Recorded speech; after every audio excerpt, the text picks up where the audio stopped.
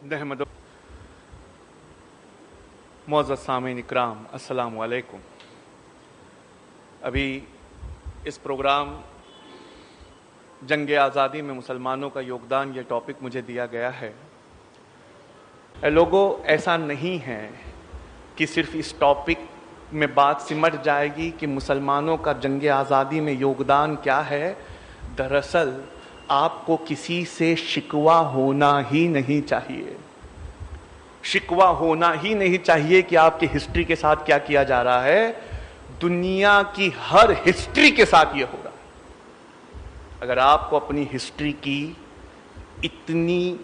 इतनी इंपॉर्टेंस है तो आपको खुद पढ़ना होगा, आपको अपने बुजुर्गों की हिस्ट्री खुद बचानी। फजर की नमाज के बाद मस्जिद के अहाते में लोगों ने देखा कि एक छोटा सा बच्चा 14 या 15 साल का खून में सना हुआ खड़ा है। उसके सामने एक शेर था जो 2 शेर मरा हुआ पड़ा था। जब लोगों ने देखा तो वो समझ गए कि इस बच्चे की हाथापाई इस शेर के साथ हुई है और शेर मर गया तो बच्चे उस हुई हाथापाई से डर के यहां खड़ा है। नमाजियों ने ये कहा कि इसके मुंह पे पानी मारा जाए, इसका खून साफ किया जाए, देखा जाए ये कौन है। जब मुंह पर पानी मारा गया तो कहा, अरे ये तो फकरुन निसा का बेटा है। उन नमाजियों में एक नाबीना नमाजी थे, उन्होंने कहा, फकरुन निसा से चलकर पूछो कि उसने बच्चे की परवरिश ऐसे कैसे की है कि इस बच्चे ने इतनी सी कम उम्र में एक शेर को मार दिया। सारी जमात नमाज के बाद घर पहुंची, बाहर से सलाम किया, जवाब आया वालेकुम सलाम। कहा, बच्ची तुमने अपने बेटे को कैसे पाला है कि इसने एक शेर को मार दिया। कहा, हजरत कोई खास मैंने परवरिश तो नहीं की। कहा, नहीं, परवरिश में कुछ तो खास बात होगी कि ये जो बच्चा है इसने इतनी सी उम्र में शेर को मार दिया। औरत सोच में पड़ गई, बहुत देर सोचती रही, फिर कहा, फकरुन निसा ने जवाब दिया, नहीं, मैंने इसकी कोई खास परवरिश नहीं की। नाबीना नमाजी ने आगे बढ़कर कहा, बीबी कुछ तो खास बात है इस बच्चे की परवरिश में, बताओ वो क्या है। कहा, मैंने कोई खास परवरिश नहीं की। जब जमाती लौटने लगे तो फकरुन निसा ने पीछे से आवाज दिया, कहा, हमारे पीर मेहराब शाह कलंदर के हुक्म से जब हमें बच्चा नहीं हो रहा था तो टीपू मस्तान औलिया की दरगाह पे हमने इस बच्चे को मांगा था और एक दिन हमारे ख्वाब में टीपू मस्तान औलिया आए और हमसे ये हुक्म दिया, इतना खिराज अकीदत पेश करना कि जब भी इस बच्चे को दूध पिलाना उससे पहले वजू कर लेना। मैंने अपने बच्चे को जब भी दूध पिलाया है उससे पहले वजू किया है। शायद ये उस वजू की ताकत है। लोगों, जानते हो जिस कहानी को मैंने अभी अभी बताया है, इस कहानी को मुहिउद्दीन हसन हक ने अपनी किताब में लिखा है। बच्चे का नाम था फतेह मोहम्मद अली खान साहब, जिसे आप और मैं टीपू सुल्तान के नाम से जानते हैं। ये हमारे बुजुर्गों की हिस्ट्री है जो किताबों में दम तोड़ रही है। अगर आप नहीं पढ़ेंगे, अगर आप इस हिस्ट्री को नहीं जानेंगे तो दुनिया में कोई और नहीं है। हर कोई आनंद डोंगरे नहीं है, हर कोई नागुलवार साहब नहीं है जो दुनिया की हर हिस्ट्री में इंटरेस्ट ले। आपको अपनी हिस्ट्री में खुद इंटरेस्ट लेना। गूगल पर जब आप कॉनग्रीव रॉकेट ऐसे टाइप करेंगे या मैसूरियन रॉकेट ऐसे टाइप करेंगे तो एक गूगल पेज डिस्प्ले करेगा। इस पेज पर यह लिखा हुआ है कि मैसूरियन रॉकेट ये इंडिया की पहली मिसाइल थी। इन मैसूरियन रॉकेट को लाया किसने? का हैदर अली और उनके बेटे टीपू सुल्तान ने। इस मैसूरियन रॉकेट के बारे में जो किताब गूगल पे खुलती है उसका नाम है कॉनग्रीव रॉकेट। उसमें सर विलियम कॉनग्रीव लिखते हैं 1799 में टीपू सुल्तान को मारा गया। 1801 में उनसे जब्त की हुई बहुत सारी मिसाइलों को इंग्लैंड भेजा गया। 1801 से 1805 तक मैंने उन मिसाइलों पर रिसर्च की, लेकिन मैं उनके डिजाइन को समझ नहीं पाया। ऐसा नहीं था कि इंग्लैंड में मिसाइलें नहीं थी, लेकिन मैसूरियन रॉकेट 2 किलोमीटर से ज्यादा वार करते थे। और जब उस मिसाइल को समझने में हम नाकाम रहे तो अंग्रेजों ने यहां से एक किताब भिजवाई जो आज पेरिस के म्यूजियम में रखी हुई है। उस किताब का नाम है फतहुल मुजाहिदीन। लिखने वाले का नाम टीपू सुल्तान है। और क्या आप जानते हैं, उस किताब में उस रॉकेट के पूरे डिजाइन को टीपू सुल्तान ने समझाया है। कहा, विलियम कॉनग्रीव लिखते हैं, आपके गूगल पे खुला हुआ है, अगर आप चाहें तो पढ़ सकते हैं, कि उन मैसूरियन रॉकेट्स को कन्वर्ट करके मैंने पहली कॉनग्रीव मिसाइल जो 2 किलोमीटर से ज्यादा वार करती थी उसे मैंने बनाया। ये आपके बुजुर्गों की हिस्ट्री है कि जब टेक्नोलॉजी और साइंस आती तो उनका सर आसमानों में रहता, और जब दीन इलाही की बात आती तो उनका दिल झुका हुआ रहता। तुम ऐसा क्यों नहीं करते? क्या मशीयत इलाही तुमसे ये नहीं चाहती कि जब दीन की बात आए तो तुम्हारा दिल झुका हुआ हो, जब टेक्नोलॉजी की बात आए तो producer, manufacturer, research and development class में तुम्हारा नाम लिया जाए? क्या तुम अपनी उस हिस्ट्री को भूल गए कि पहली तोप इंडिया में लाने वाला जहीरुद्दीन मोहम्मद बाबर था? पहली पक्की सड़क बनवाने वाला शेरशाह सूरी था। पहला रॉकेट लाने वाला शेर मैसूर टीपू सुल्तान था। और भारत को अग्नि मिसाइल, पृथ्वी मिसाइल ये बनाकर देने वाला भी एपीजे अब्दुल कलाम था। क्या ये मशीयत इलाही तुमसे ये नहीं चाहती कि दीन और दुनिया दोनों तुम्हारी हो जाए? अंग्रेजों ने इस फलसफे को समझा कि जिसके पास एजुकेशन है दुनिया उसके कदमों में है। हमारी पहली आयत इकरा है। इकरा का मतलब पढ़ो, उसके बावजूद हमारी आंखें नहीं खुलती। मेरा टॉपिक यह है कि जंग आज़ादी में मुसलमानों का योगदान। मैं शुरू करता हूं अपने पहले टॉपिक से, और बहुत सारी चीज़ें मैं लेकर आया हूं, लेकिन मेरे बाद डॉक्टर डोंगरे साहब को भी मैं सुनना चाहता हूं, तो इसको जितना हो सके शॉर्ट में मैं आपको सुनाता हूं। मैं किताबों का नाम लेता जाऊंगा, पेज नंबर लेता जाऊंगा, और मेरे दोस्तों ने मुझ पे पाबंदी लगाई है कि आज यहां से इस्तेमाल जितनी भी किताबें मैं करूंगा एक भी मुस्लिम ऑथर की नहीं होना चाहिए। तो मैंने चुन चुन कर सारी किताबें अंग्रेजों की लिखी हुई लाई है।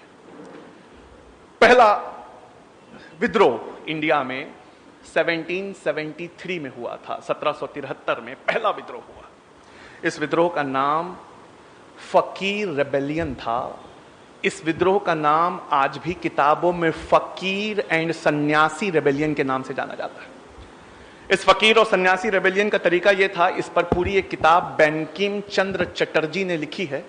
इस किताब का नाम आनंद मठ है, और आईएएस के एग्जाम में कई बार पूछा जाता है कि फकीर और सन्यासी रेबेलियन, इस रेबेलियन को किस किताब में सबूत पाए जाते हैं, तो यह बंकिम चंद्र चटर्जी की आनंद मठ में पाया जाता है। इसमें सन्यासी, साधु संत और सूफी ये करते कि कंधे से कंधा मिलाकर एक बड़ी भीड़ के साथ अंग्रेजों के गोडाउन तक जाते। उस समय भूखमरी चल रही थी, पर गोडाउनों में अनाज भरा हुआ था। उस गोडाउन के अनाज को तोड़कर गरीब हिंदू और मुसलमानों में बांट देते। आर्कियोलॉजिकल सर्वे ऑफ इंडिया के मौजूदा डायरेक्टर हैं, उनका नाम मेरे पास है आनंद भट्टाचार्य। इन्होंने 2013 में एक किताब लिखी है। मैं उस किताब में से एक लाइन पढ़ना चाहता हूं आपके सामने। वो अपनी किताब में लिखते हैं कि बंगाल और बिहार के घने जंगलों का फायदा लेकर सन्यासियों और फकीरों ने इस बगावत को 50 साल तक जारी रखा।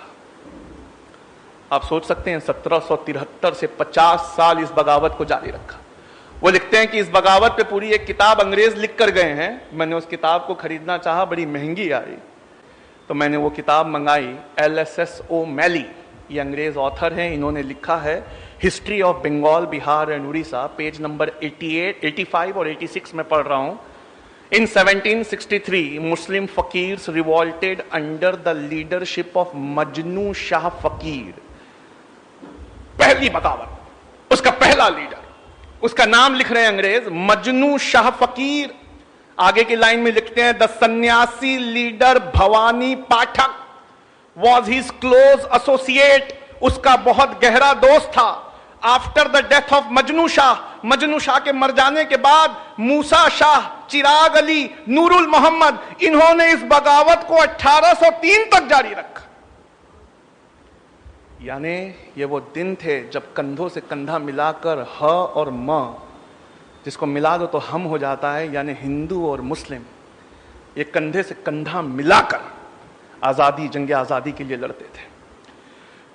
1857 की मशहूर बगावत है, उसके बारे में हज़रत ने आपको इतना तफसीली बयान बताया, उसमें से मैं सिर्फ एक चीज़ आपके लिए पढ़ना चाहता हूँ। 1857 की बगावत, जिसे अंग्रेज़ बगावत कहते हैं, हम उसे 1857 की अजीम लड़ाई कहते हैं।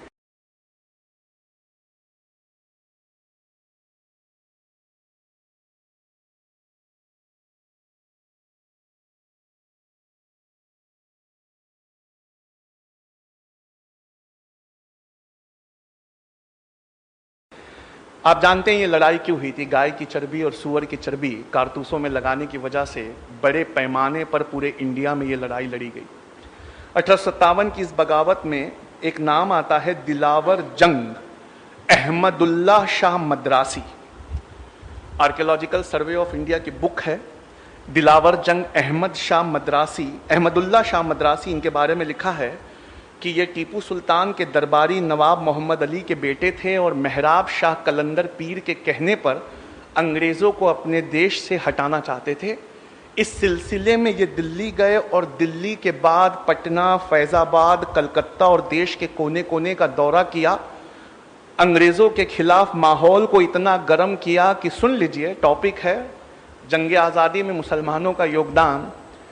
पहला सबसे बड़ा इनाम अगर किसी की गर्दन पे रखा गया, पहला सबसे बड़ा इनाम अगर किसी के सर पे रखा गया तो वो 50,000 रुपये का इनाम अहमदुल्ला शाह मद्रासी के सर पे रखा गया 1857 में। पहला इनाम 50,000 रुपए का किसी के सर पे रखा गया कि जिंदा और मुर्दा लाने वाले को 50,000 रुपये दिए जाएंगे। तो उनका नाम अहमदुल्ला शाह मद्रासी है, राजा ऑफ पवई। इन्होंने ये इनाम को पाया जब अहमदुल्ला शाह का सर काट कर इन्होंने अंग्रेज़ों को दिया। तो एक अंग्रेज़ का बयान मेरे पास दर्ज है, मैं इस बयान को आपको सुनाना चाहता हूँ। यहाँ लिखा है, ये उस इंसान का सर पड़ा है जो आज तक का हमारा सबसे ताकतवर दुश्मन था। ये इस इंसान का सर पड़ा है जो आज तक हमारा सबसे ताकतवर दुश्मन था। 1857 के उलमाओं की फहरिस्त बहुत लंबी है, मौलाना उस पर बात कर चुके हैं। मौलाना लियाकत अली खान हो या मौलाना बख्त खान हो या खान बहादुर खान हो या हिकमतुल्लाह खान हो, 1857 की यह फहरिस्त बहुत लंबी है। और जैसा कि मौलाना ने आपको बताया, पहला फतवा जंगे आज़ादी की लड़ाई का जिसने दिया था उसका नाम अल्लामा फजले हक खैराबादी था। अल्लामा फजले हक खैराबादी ने जब ये फतवा दिया और दिल्ली आज़ाद हुआ तो दिल्ली को वापस पाने के लिए अंग्रेज़ों ने बहुत मेहनत की। मेरे पास लेफ्टिनेंट हॉडसन की एक किताब का एक पैराग्राफ मौजूद है। लेफ्टिनेंट हॉडसन ये वो शख्स थे जिन्होंने दिल्ली को दोबारा जीता। मैं लेफ्टिनेंट हॉडसन की किताब से पढ़ रहा हूं। वो लिखते हैं, हमें इंग्लैंड से टेलीग्राम आया था, इंग्लैंड से टेलीग्राम आया था और इस टेलीग्राम में लिखा था 1857 की बगावत दरअसल मुसलमान उलमाओं की बगावत है। जहां पर भी टोपी और दाढ़ी वालों को देखो, इन्हें बिने मुकदमे के लटका दो। लेफ्टिनेंट हॉडसन अपनी किताब में लिखते हैं कि फिर क्या था, हम बस निकल पड़े दाढ़ी और टोपी वालों को ढूंढते। मैं उनके एग्जैक्ट वर्ड्स को पढ़ना चाहूंगा। वो लिखते हैं, फिर क्या था, हम निकल पड़े दाढ़ी और टोपी वालों को ढूंढ ढूंढ कर निशाना बनाते। हम उनसे ये नहीं पूछते कि तुमने क्या किया है, बस हमारी गोलियां उनका सीना और सर तलाशती।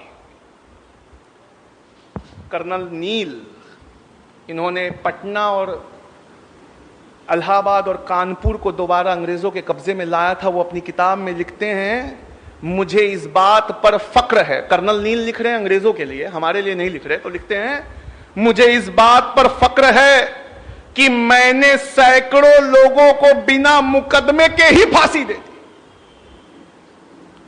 उस जमाने में एक बेहतरीन हिंदू इतिहासकार दिल्ली में रहा करते थे, दुर्गादास बंदोपाध्याय। वो अपनी किताब में लिखते हैं, मैं उनकी किताब से एक पैराग्राफ पढ़ना चाहता हूं। ये इलाहाबाद में थे जब 1857 की बगावत हुई, वो इलाहाबाद में थे। वो लिखते हैं, इलाहाबाद के चारों ओर 1857 के बाद कई सालों तक एक झाड़ नहीं मिलता था।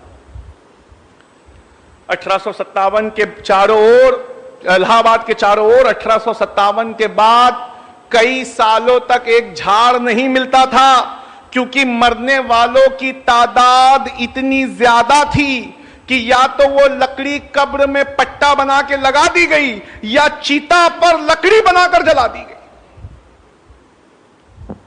क्या आप सोच सकते हैं कि वो क्या जुल्म सितम होगा कि झाड़ इलाहाबाद से खाली हो गए, या वो कब्रों में तख्ते बनकर लग गए, या चिताओं पर लकड़ी बनकर जल गए। ये 1857 की चीज थी। द टाइम्स अखबार उस समय इंग्लैंड से निकलता था। मेरे पास जनवरी 1861 की एक पेपर कटिंग है। असरा का एक बहुत अच्छा रूल है, हम जहाँ जाते हैं अपना लैपटॉप साथ लेके जाते हैं, ताकि कोई ये पूछे कि ये किताबों में किन पन्नों में है, तो वो पन्ने हम स्कैन करके अपने साथ लेकर चलते हैं। मैं चाहूँगा कि प्रोग्राम ख़त्म होने के बाद जो यहाँ नौजवान स्टूडेंट और स्कॉलर हैं वो मेरे पास आए और मेरे लैपटॉप में इन पन्नों को देखें। इस पेपर कटिंग के बारे में मैं आपको बताना चाहता हूँ। द टाइम्स अखबार जो लंदन से निकलता था, उसमें करेस्पॉन्डेंट का नाम रसेल है। ये रसेल ने अपने फ्रंट पेज पे द टाइम्स अखबार के लिखा है, अंग्रेज सरकार उलमाओं के दिल में हमेशा के लिए डर बिठाना चाहती थी, इसलिए नफीस उलमाओं को सूअर की चमड़ी में जिंदा सिया गया और सूअर की चर्बी के खिलाफ फतवा देने वाले मुस्लिम उलमाओं को जबरदस्ती पोर्क खिलाया गया। ये कुर्बानियां हैं जो आपके आलिमों ने दी हैं। ये कुर्बानियां हैं जिसे सुनकर दिल दहल जाता है। अगर आप इन किताबों को नहीं ढूंढोगे, नहीं पढ़ोगे, अपने बुजुर्गों की हिस्ट्री नहीं बचाओगे, तो दुनिया का क्या है। कोई अपने इतिहास को बड़ी मुश्किल से याद रखता है, कोई दूसरे के इतिहास को क्यों याद रखे। और जिस कौम को अपनी तारीख की परवाह नहीं, डॉक्टर डोंगरे साहब बड़ा अच्छा कहते हैं, जिस कौम को अपनी तारीख की परवाह नहीं, तारीख को उस कौम की परवाह नहीं। अगर आप अपनी तारीख को मिटा दोगे तो तारीखों से आपको मिटा दिया जाएगा। सर जेम्स आउटरम और एडवर्ड टिमस ये राइटर हैं एक किताब के। उस किताब से मैं एक लाइन पढ़ना चाहता हूं, सिर्फ एक लाइन। जिन 51,200 लोगों को फांसियां हुई, उसमें उल्मा, अभी मुसलमान भी नहीं कह रहा हूं, मुसलमानों में ऊंची कैटेगरी उल्मा कह रहा हूं, जिन 51,200 लोगों को फांसियां हुई 1859, 60 और 61 में, उनमें उलमाओं की तादाद सिर्फ 27,000 थी। यानी सिर्फ उलमा 27,000 से ज्यादा थे। 51,200 लोगों को फांसियां हुई। लोगों, इतिहास में आपका रिकॉर्ड है जो दम तोड़ रहा है। ग्रोवर एंड ग्रोवर की एक बुक है, उसमें वो लिखते हैं, भगत सिंह को एक अंग्रेज ने पूछा, भगत, और भगत सिंह का जब नाम आता है तो हमारे जितने नौजवान होते हैं जो हिस्ट्री को जानते हैं, जो हिस्ट्री को पढ़ते हैं, भगत सिंह एक ऐसी शख्सियत है क्रांतिकारियों में जो हर एक के दिल के बहुत करीब है। हमारे चेहरे खिल जाते हैं, मुस्कुराहट आ जाती है कि भगत का नाम आया है। भगत सिंह ये एक ऐसी शख्सियत है, उनसे एक अंग्रेज ने, उन पर मुकदमा चल रहा था, तो भरे कोर्ट में भगत से कहते हैं, this people ruled you for more than 800 years. इन्होंने तुम पर 800 साल हुकूमत की, तुमने कभी बम नहीं फेंका।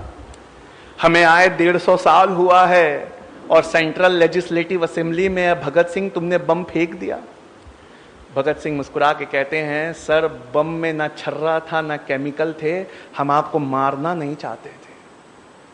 जज ने कहा तो फिर बम क्यों फेंका? कहा बहरों को सुनाने के लिए धमाके की जरूरत होती है। भगत सिंह से कहा कि 800 साल इन्होंने तुम पे राज किया, कभी बम नहीं फेंका। कहा सर कैसा राज किया? ऐसा राज किया कि हमारे देश का नाम सोने की चिड़िया पड़ गया। ये सोने की चिड़िया की चहक है जो आपको 7 समुंदर दूर से खींच कर लाई। और 150 साल आपने कैसा राज किया, एक लाइन में बताना चाहूं। और भगत गजब के विद्वान थे। द्वारकादास लाइब्रेरी है, कहां पर, लाहौर में। कभी कोई पाकिस्तान जाए तो इस लाइब्रेरी से होकर जरूर आए। वहां पर 3000 किताबें ऐसी हैं जिसके हर पन्ने पे भगत का एक नोट लिखा हुआ है। भगत सिंह इतना पढ़ते थे। मैं अपने नौजवानों से कहना चाहूंगा, बच्चों पढ़ो, एजुकेशन इज एवरीथिंग। भगत कहते हैं 150 साल आपने कैसे राज किया। अगर एक लाइन में कहना चाहूं तो आपने एक स्पंज की तरह राज किया।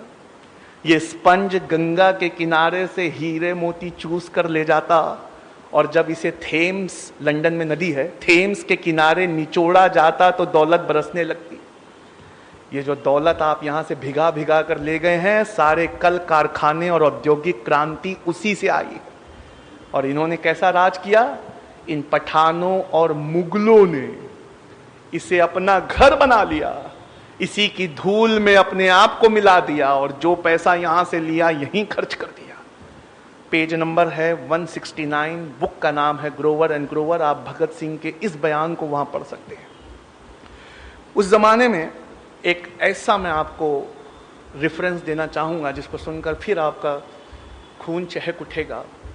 आज एक समुदाय विशेष इस पर कब्जा करना चाहता है, लेकिन ये भी क्रांतिकारी थे, और क्रांतिकारी पूरे देश की अमानत होते हैं, इस पर किसी का कब्जा नहीं होता।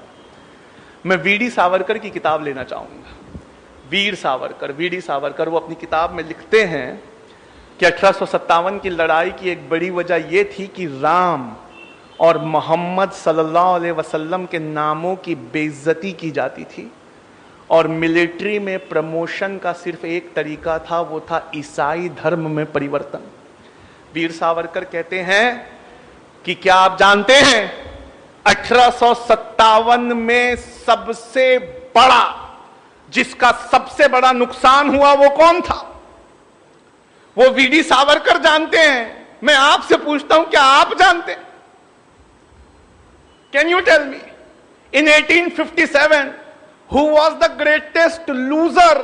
सबसे ज्यादा नुकसान किसका हुआ था? क्या आपकी जबान पे वो नाम है? वो थे आखिरी मुगल बादशाह बहादुर शाह जफर। वीडी सावरकर लिखते हैं कि मैंने जॉन निकलसन की किताब से इस चीज को कॉपी किया है कि जॉन निकलसन ने लिखा कि हमने सवेरे बहादुर शाह पर यह जोर डाला कि आप नाश्ता करिए। बहादुर शाह ने कहा हमें खाने की तबीयत महसूस नहीं होती, क्योंकि रात को हमने उनकी आंखों में पॉइजनस ऑइंटमेंट लगाया था।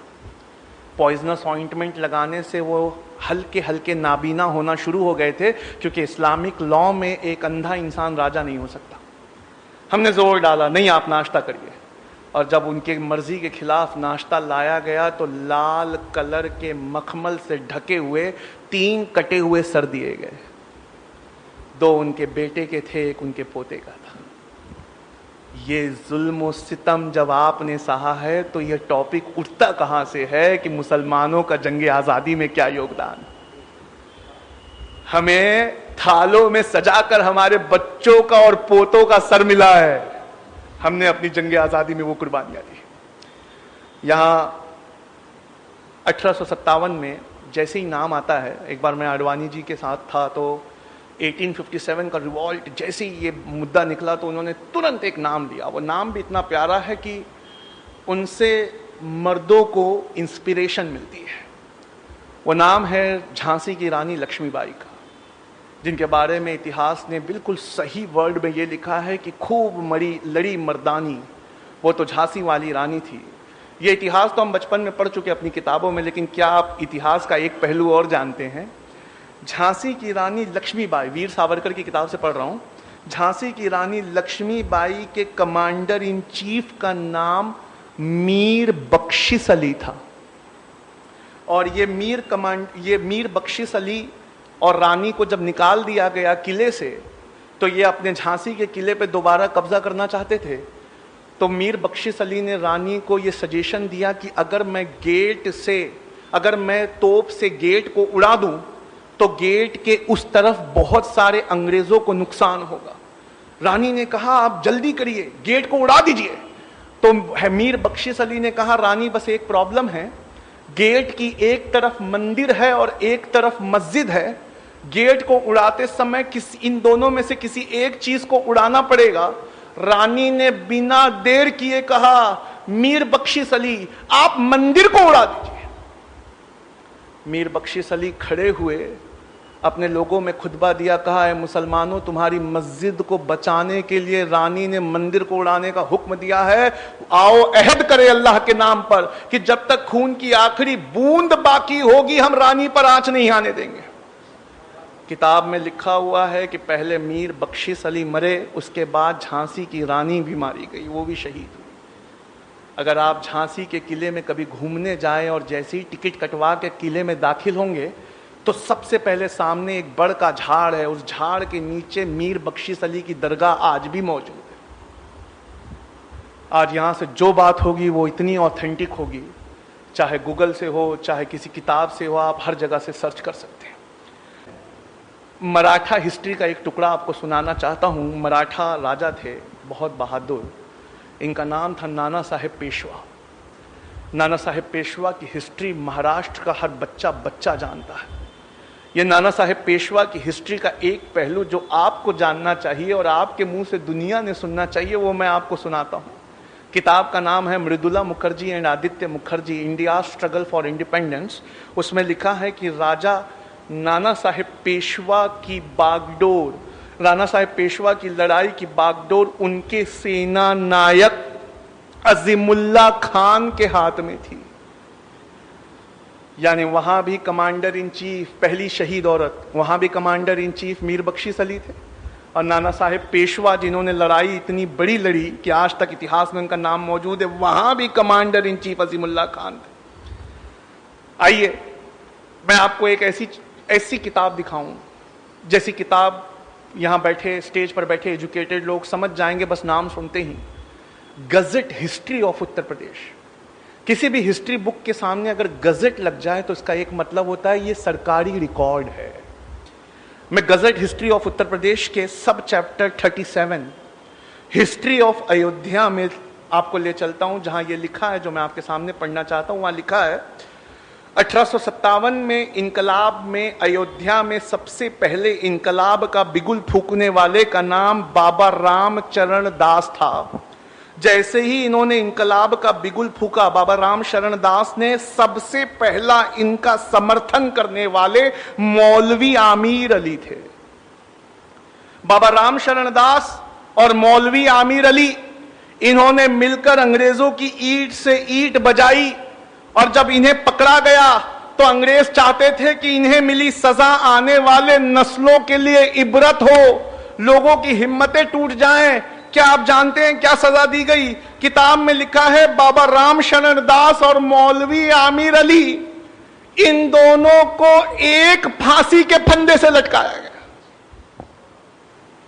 फांसी का फंदा एक था, गर्दनें दो थी, एक बाबा रामचरण दास की थी और एक मौलवी आमीर अली की थी। कुछ आईएएस के स्टूडेंट हैं, वो आकर कहते हैं सर हिस्ट्री को बदला जा रहा है, हिस्ट्री को फाड़ा जा रहा है। मैं उनसे बड़ा मुस्कुरा के कहता हूं तुम पढ़ना शुरू करो। कोई हिस्ट्री को फाड़ सकता है लेकिन एक फांसी के फंदे के दो कैसे कर सकते हैं?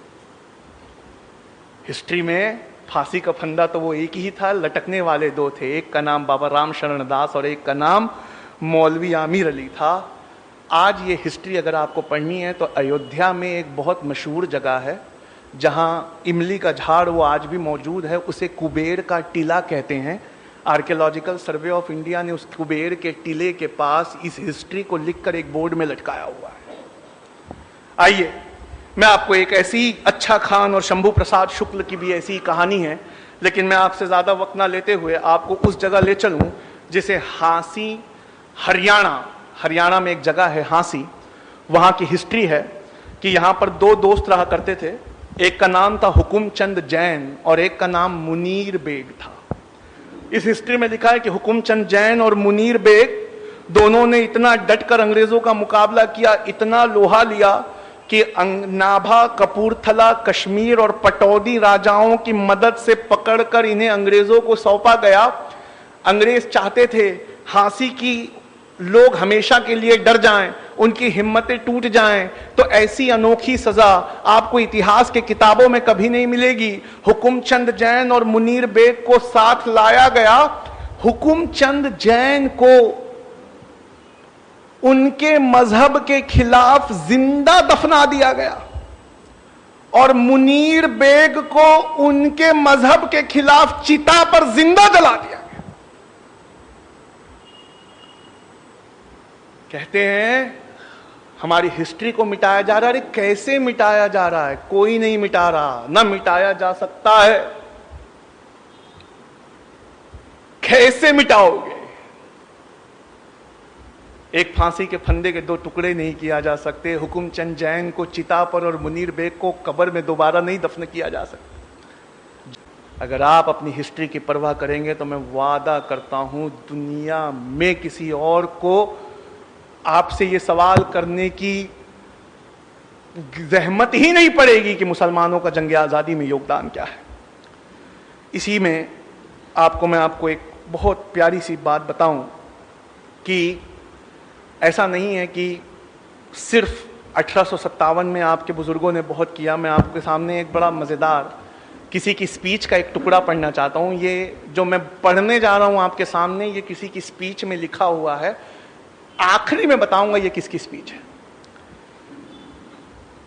मोतिहारी के लोगों, स्पीच का टुकड़ा पढ़ रहा हूं। मोतिहारी के लोगों, हमारे बीच एक ऐसा इंसान है जिसने गांधी जी की जान बचाई। इस इंसान का नाम बटक मियां अंसारी है।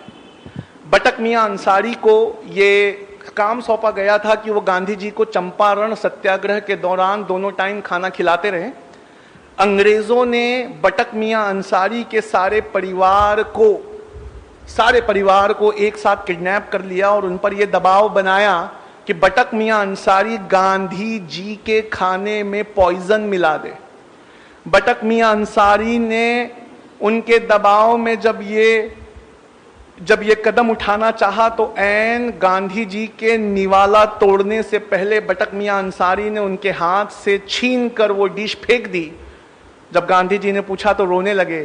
कहा अंग्रेज उद्योगपतियों ने कल मेरे बच्चे की लाश भिजवाई है। अगर आज मैंने आपको पॉइजन नहीं दिया तो एक और परिवार से ऐसा होगा जिसकी लाश मुझे भिजवा दी जाएगी। बटक मियां अंसारी ने अपने परिवार की परवाह बिना किए गांधी जी के हाथ से वो पॉइजन भरा कटोरा छीन कर फेंक दिया। ऐ मोतिहारी के लोगों, मैं उस वक्त वहां मौजूद था और मैं आज आपके बीच राष्ट्रपति बनकर आया हूं और गांधी जी की जान बचाने वाले इस बटक मियां अंसारी को उसके एवज में 50 एकड़ जमीन मोतिहारी में देना चाहता हूं। ये जिसकी स्पीच का टुकड़ा है वो हमारे भारत के पहले राष्ट्रपति बाबू राजेंद्र प्रसाद थे, जिन्होंने 1950 में बटक मियां अंसारी को जमीन का 50 एकड़ का टुकड़ा देना चाहा। लेकिन ये हमारा देश है और इस देश में तमाम महानता के साथ एक बात और भी बड़ी अच्छी है। जब तक बटक मियां गवर्नमेंट रिकॉर्ड में किसी ने आरटीआई को फाइल किया तब ये हिस्ट्री निकल कर आई, जो पहले पन्ने पे छपी द हिंदू अखबार के। तो किसी की आरटीआई में कि बटक मियां अंसारी को वो 50 एकड़ जमीन कब अलॉट की गई, तो लिखा है 1957 लग गए जमीन को अलॉट करते करते, तब तक बटक मियां अंसारी इस दुनिया में नहीं रहे। ये वो लोग हैं जिनसे हमारा खून आज भी जवां है, ये वो लोग हैं जिनसे हमारा खून आज भी जिंदा है। मैं लाया बहुत सारा हूं, पर हमारे दोनों डॉक्टर्स को मैं ज़्यादा इंतज़ार नहीं कराना चाहता, इसलिए मैं आपके सामने दो बातें और रखना चाहूँगा, क्योंकि ये दो चीज़ें जो अगली मैं बताने जा रहा हूँ इसकी मिसाल पूरी हिस्ट्री में आज भी नहीं। पहले ये बताना चाहता हूँ कि मपीला ये वर्ड है केरला के मुसलमानों के लिए। आप ये जानते हैं कि मुसलमान इन्होंने इंडिया में दाखिल अफगानिस्तान की साइड से नहीं हुए। अब रिसर्च ने ये साबित कर दिया है कि पहले मुसलमान केरला में आए थे और इंडिया की सबसे पुरानी मस्जिद जब भी आप विकिपीडिया पे टाइप करेंगे तो वो केरला में मिलेगी, अफगानिस्तान में नहीं मिलेगी। केरला के इन मुसलमानों को मपीला मुसलमान कहा जाता है, मपीला मुसलमान। इन मपीला मुसलमानों ने गांधी जी के असहयोग आंदोलन में बहुत बढ़ चढ़ के हिस्सा लिया। गांधी जी के असहयोग आंदोलन में हिस्सा लेने के बाद अंग्रेजों ने इन्हें बहुत जोर से कुचला, इतने जोर से कुचला, इतने जोर से कुचला कि क्या आप में से कोई बता सकता है जलियांवाला बाग में जनरल डायर की गोलियों से मरने वाले लोग कितने थे? 379। जलियांवाला बाग आता है, आज भी ये नाम आता है तो क्या आप इज्जत से हाथ बांधकर खड़े नहीं हो जाते? 379 निहत्थे औरतें, बच्चों और बूढ़ों पे गोलियां चलाई गई थी जलियांवाला बाग में। हम वो जब भी आता है हमारी आंखों में आंसू आ जाता है। आइए हिस्ट्री ले चलूं। लिखने वाले ऑथर ऐसे हैं जिनकी हिस्ट्री की किताबें कैम्ब्रिज और ऑक्सफोर्ड में पढ़ाई जाती हैं। नाम बिपिन चंद्रा है, चैप्टर है 17th चैप्टर, उसका नाम ही मपीला रेबेलियन है। मपीला रेबेलियन में लिखते हैं कि मपीला मुसलमानों को गांधी जी का साथ देने के लिए 1921 में यह कीमत चुकानी पड़ी कि अंग्रेजों के रिकॉर्ड के मुताबिक 2337 मपीला मुसलमानों को फांसी दी गई। 2337 मपीला मुसलमानों को फांसी हुई थी। जलियांवाला बाग, वहां मरने वाले 379 थे। उसमें 379 में भी 58 मुसलमान थे, और यहां 2337 मपीलाओं को फांसी दी गई थी। मैं इनके जो लीडर थे उनका नाम था हाजी कुन मोहम्मद। मैं उनसे मिल चुका हूं। उन्होंने बताया है कि गैर सरकारी रिकॉर्ड में 45,404 मपीला का नाम है। लोगों, इसमें एक जगह थी बेल्लारी ट्रेन ट्रेजेडी। इस बेल्लारी ट्रेन ट्रेजेडी में यह हुआ था कि 127 मुसलमानों को, क्रांतिकारी मुसलमानों को बिना खिड़की वाली एक वैगन में भरकर थिरूर से बेल्लारी भेजा जा रहा था। बिना खिड़की वाली इस वैगन, छोटी सी वैगन थी, उसमें 127 मुसलमान भरे हुए थे। बीच का एक स्टेशन कोयम्बटूर पहुंचते पहुंचते 70 मुसलमानों ने दम तोड़ दिया, और इनकी पोस्टमार्टम रिपोर्ट में लिखा है इनटॉलरेबल सफोकेशन, यानी असहनीय घुटन के वजह से यह मौत हुई। किसी और से शिकवा मत किया करो। अगर बेहतरीन स्कॉलर नहीं होते हिंदू, और बेहतरीन हिंदुइज्म को मानने वाले पढ़े लिखे लोग नहीं होते, तो तुम्हारी इन हिस्ट्रियों को अपनी किताबों में बचाने वाला भी कोई नहीं होता। ये उन्होंने रिसर्च की है, अपनी किताबों में दर्ज किया है, तो मैं आज पढ़ के सुना रहा हूं। हमने क्या किया है? हमने कभी पढ़ना चाहा है? हमारे बच्चों को पढ़ाना चाहा? इसी तरह आखिरी इंसान जिसके बारे में मैं आज आपको बताना चाहूंगा वो अशफाकुल्ला खान थे। ये अशफाकुल्ला खान एक बेहतरीन क्रांतिकारी थे। काकोरी में चंद्रशेखर आज़ाद और राम प्रसाद बिस्मिल का साथ देने की वजह से पहले इन्हें अंडमान निकोबार के काले पानी की सजा हुई और बाद में वहीं सूली से लटका दिया गया। अशफाकुल्ला खान से मिलने जब उनका परिवार पहुंचा तो वो बेतहाशा रोने लगा, और परिवार उत्तर प्रदेश में मिलने पहुंचा एक दिन पहले जब उन्हें काले पानी भेजा जा रहा था। अशफाकुल्ला खान ने उनके बहते हुए आंसुओं को देखा और देखकर आंसू पोंछते हुए कहा, ऐ मेरे घर वालों, तुम इन आंसुओं को रोक लो। क्या तुम्हें इस बात की खुशी नहीं है कि हर साल जब आजादी का दिन आएगा तो राम प्रसाद बिस्मिल, कन्हैया लाल और खुदीराम बोस के साथ उसी सांस में तुम्हारे भाई अशफाकुल्ला खान का भी नाम लिया जाए? अंग्रेजों ने काले पानी पे फांसी लगाने से पहले उनसे उनकी आखिरी ख्वाहिश पूछी। मुसलमान थे, और मुसलमानों को आज बिरयानी पसंद है, किसी जमाने में शेर लिखना बड़ा पसंद था। वो लिखते हैं, कहा, अंग्रेजों ने कहा, what is your last wish? मुस्कुराए, राम प्रसाद बिस्मिल की तरफ देखा, उनके बड़े गहरे दोस्त थे पंडित जी। कहा, पंडित जी, कुछ आरजू नहीं है, बस आरजू ये है। कुछ आरजू नहीं है, बस आरजू ये है, रख दो कोई जरा सी खाके वतन कफन में। अंग्रेजों ने कहा कि खाके वतन से क्या मुराद है? कहा, मैंने अपनी मां को चिट्ठी लिखी थी, उसने शाहजहांपुर की थोड़ी मट्टी भेजी है।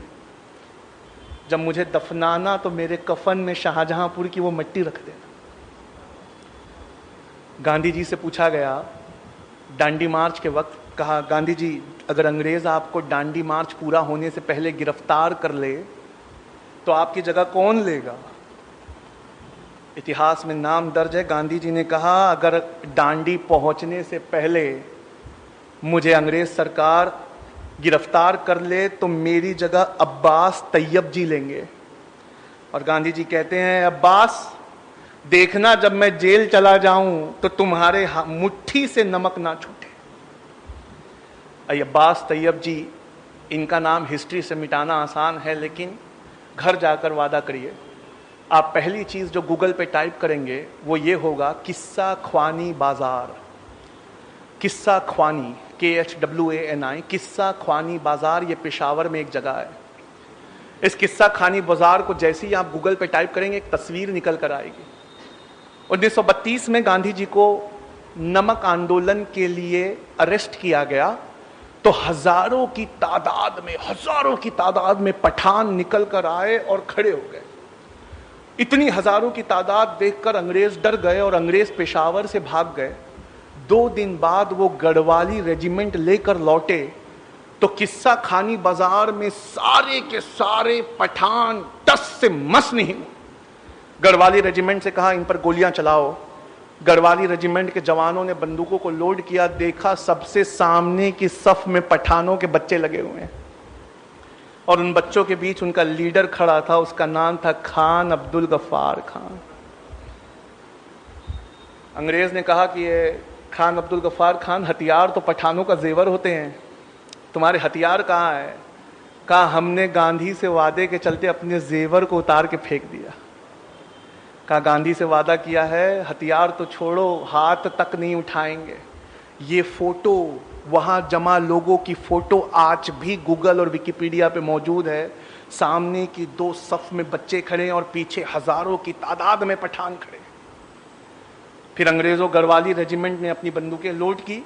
इससे पहले गोली चलाती गढ़वाली रेजिमेंट ने बंदूक ये कहकर फेंक दी हमारे देश में एक जलियांवाला बाग काफी है, निहत्तों पे हम गोली नहीं चलाएंगे। अंग्रेजों ने खुद साख्ता बंदूकें उठाई, 207 लोग मारे गए। आप जानते हैं भारत सरकार ने उन्हें क्या इज्जत दी है खान अब्दुल गफ्फार खान को? मरणोपरांत यानी मरने के बाद भारत रत्न पुरस्कार से सवारा। खान अब्दुल गफ्फार खान का टाइटल है सीमा अंत गांधी यानी फ्रंटियर गांधी। उनको जो प्लाक मिला था भारत रत्न पुरस्कार, ये जो इंडिया का सबसे बड़ा पुरस्कार है, उन्हें दिया गया जबकि वो अफगानी थे, पर अफगानिस्तान उस वक्त इंडिया का हिस्सा था। उस प्लाक में से मैं पढ़ता हूं, उस प्लाक पे भारत सरकार ने क्या लिखा है। उस प्लाक में ये लिखा हुआ है कि किस्सा ख्वानी बाजार के दिन अपनी बहादुरी, दिलेरी और गांधी जी से चलते वादे के मुताबिक हिंसा के विरोध में अपने हथियारों को फेंक देने की वजह से और 90 साल की अपनी जिंदगी में से 45 साल जेल में गुजारने की वजह से सीमांत गांधी खान अब्दुल गफ्फार खान को भारत सरकार भारत रत्न से नवाजी। क्या आप जानते हैं आपके बुजुर्गों का इतिहास क्या है?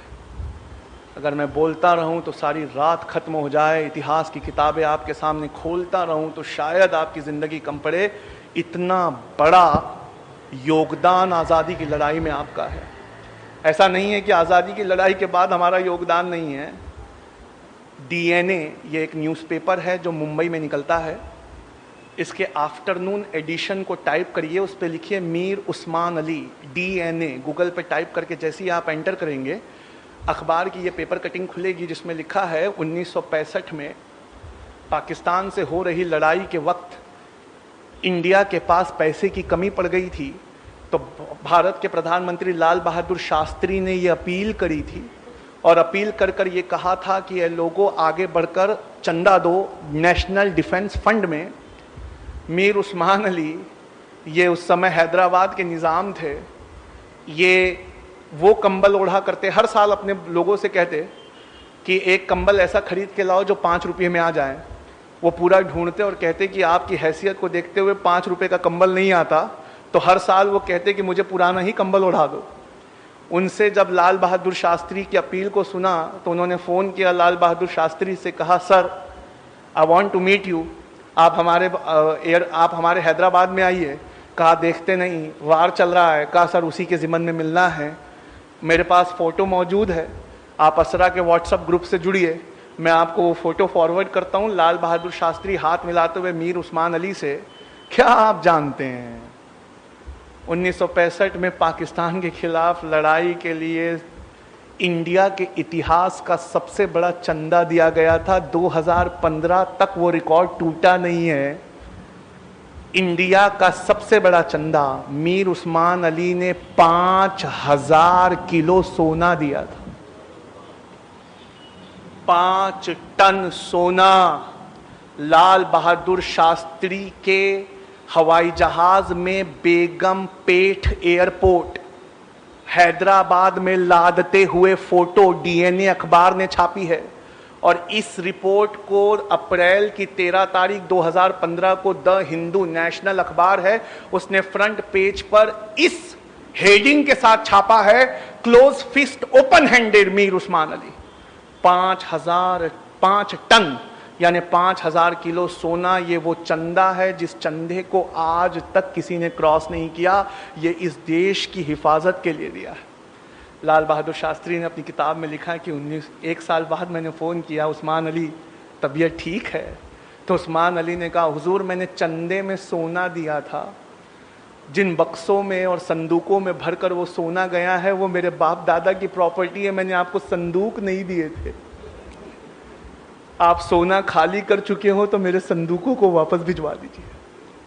लाल बहादुर शास्त्री ने कहा कि हमने उस संदूकों में एक लेटर रखवाया भारत सरकार की तरफ से और लिखा, ऐ उस्मान तुम वैसे सोने हो कि तुम्हारे संदूकों में क्या भर कर भेजा जाए ये भारत सरकार के भी दिमाग के परे है। ये मीर उस्मान अली भी आपके बाप दादा है। लोगों पढ़ लो, अगर नहीं पढ़ोगे तो कभी नहीं जान पाओगे कि जय हिंद ये नारा लिखने वाला आंध्र प्रदेश के एक मुसलमान थे, उनका नाम मोइनुद्दीन हसन हक था। लोगों पढ़ लो, नहीं पढ़ोगे तो कभी नहीं समझ पाओगे कि जिस प्लेन क्रैश में नेताजी सुभाष चंद्र बोस मारे गए उनके साथ मरने वाले कर्नल हबीबुर रहमान थे। लोगों पढ़ लो, अगर नहीं पढ़ोगे तो कभी नहीं जान पाओगे कि तुम्हारे बुजुर्गों ने क्या क्या इतिहास में लुटाया है। किसी और की कोई गलती नहीं है, उल्टा मुसलमान कौम को हिंदू कौम का कर्जदार होना चाहिए कि हमारी हिस्ट्री को उन्होंने किताबों में बचा कर रखा। हमने अपनी हिस्ट्री के लिए कुछ नहीं किया। वक्त काफ़ी हो चुका है, मैं इस बात को अपनी यहीं ख़त्म करता हूँ और प्रोग्राम के बाद मैं घर नहीं जाने वाला, मैं यहीं बैठा हूँ। आप आके मुझसे ये सबूत देख सकते हैं। वमा अलैना इल्लल बलाग। बहुत शुक्रिया।